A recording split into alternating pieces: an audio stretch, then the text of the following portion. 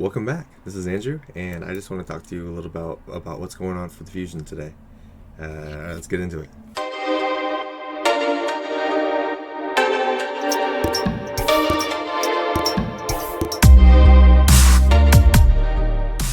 So we have a tournament going on right now for the Ice Golem, and I have just a little bit more to get. I'm gonna get that book, but it's not like a big deal. But all you gotta do, there's RSL helper. I would just leave it on overnight and just have it farm it. You're gonna have to have some energy saved up. So let's go over here to Ice Golem. Ice Golem is one of the hardest dungeons that you can do in the game. Let's see, compared to Dragon and Spider, I think it's harder than Fire Knight. I have a really solid Fire Knight team that kind of goes pretty quickly, and it's 100% win rate. With my Ice Golem team, I have a 100% win rate team, but it's kind of slow. It's like 5 minutes, and I know there's some other things I can do. So things that you need for the Golem: you need poisons. Poisons are great for one main reason. When the Golem attacks, I'll run a fight. So we'll just start with this. We're gonna go through the waves. You need a solid team to kind of eat through the waves. I don't really have any nukers on this team just because I don't want to proc the Ice Golem's big move. So you'll see that this is the part that takes a while, and I'm probably gonna fast forward it, but you can watch. It's a pretty solid team. I got Brogni in here for the defense and the shields. I have Raglan in here for the res, so she can revive, and then I have Tuhanarok. I have Tuhanarok in here to do the accuracy aura, and to where she can cleanse. She can cleanse the debuffs off your champions. And then I have Tomb Lord for the epic poisons. He's just a crazy poisoner, and he also has defense down. Then I have over here, I have Uragrim because he can do a speed boost. He can put continuous heals, and he does a lot of poisons, even after his little nerf. So replacements for this team, I would suggest get some poisoners, at least 2 of them, and then you can even put some other champions with some poison gear on. You just want to have poisons. Poisons are very key for this, for 100% win rate, to where you don't have to worry and you can just go to sleep. I have Tuhanarok as a cleanse. You don't necessarily need a cleanse. You're not going to get debuffed all the time, so you can put anyone else's lead. You could put a speed lead. You could put defense lead, whatever you feel like to put as the lead. I just have her because I want to proc more poisons. And then I would suggest a reser, a reviver, just so you can have someone to where it's for those emergency situations. You can use anyone like Reliquary Tender. I always have trouble saying her name.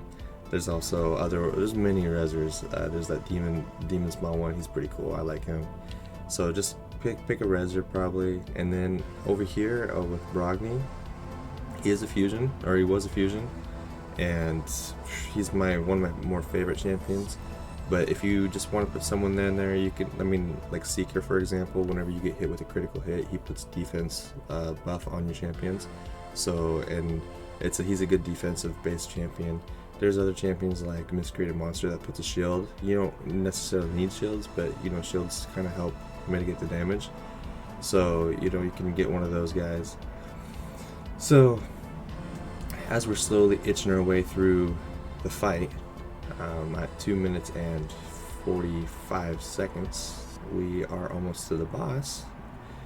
There's another thing I've tried out. I've tried getting poison bursters like Savia or that demon spawn guy. I just found it's not as great because you'll see here in a second, whenever a poison burster, it does immediate damage to the champion or to the enemy, and when that immediate damage gets put on the enemy, for the Ice Golem, he will, when he gets to 75%, 50%, 25%, and there's other percents too when he gets down to it, he will do his big swing move, and he does a bunch of damage and reses his 2 little minions. So that's what you want to avoid.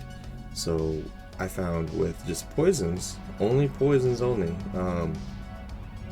and you just do a little bit of immediate damage. They're all attacking, but they're doing like a couple thousand here and there.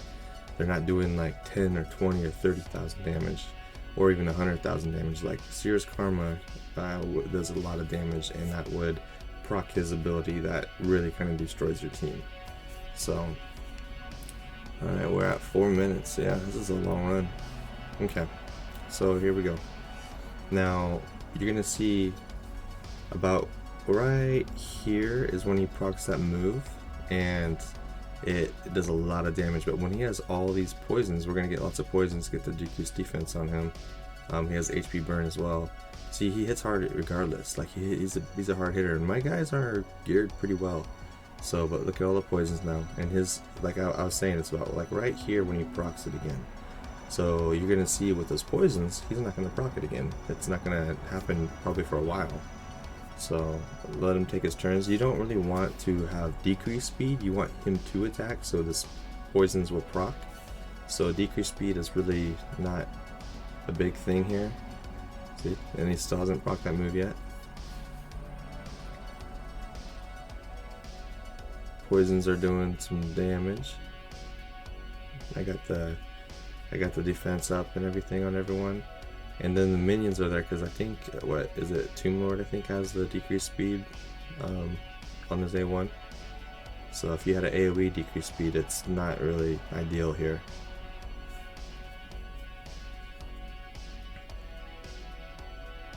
And let's see how much damage it does. See, there's his proc. So it procced right there, but look at that. Now he's down here, so it procced right when it hit like the middle mark. But considering he didn't get any immediate damage, it was assuming that all the immediate damage was in this area. So, but he's all the way down here, so he only had to use that move one time so far. So he used it about right here. That's the move that revives. You know, a great person to put in here would be like Lydia. She has weaken and decreased defense. She also has poison sensitivity, so that helps with doing more damage to the Ice Golem.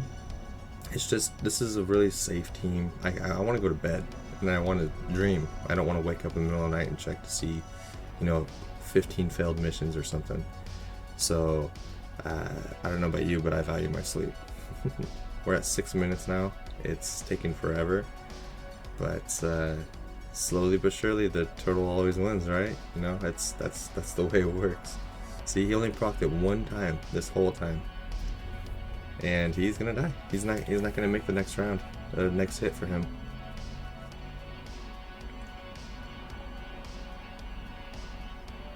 So if you're trying to get that rare in the fusion, which is a must, unless you're lucky enough like me to pull and get one of the fusion champions. See, you know, I do have better times of, obviously I have faster runs, they're just not 100%. This is my safe team to where I feel very safe. Let's see if I got that last one. Was that enough to get me that book? I think it was. Okay, so I'm done with the Ice Golem. You know? Alright, I hope you guys did your events today. I did my summon rush. Feast is great. The books are better. The chickens are awesome. But I stopped right there. I didn't want to go any higher. I guess I can go higher if I want to spend another 1,500. Look at this. So 1,500, you'll need to spend 1,500 green gem or green shards to get this chicken, which is doable. It's just you got time? Okay. I know. Let's go. Luckily, I have some saved up. I got 5,000, so if I really feel like it, if I want to get that 5-star chicken, I can go for it.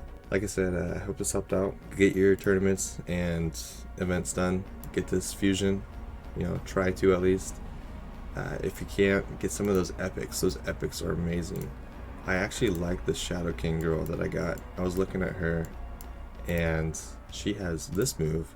Whenever this champion does attack, completely blocks one hit, decreasing the incoming damage to 0, then counterattacks with the default skill. That's pretty cool. And it's on a 2-turn cooldown. So every 2 turns when she's hit, it completely blocks it. Like it's an instant block.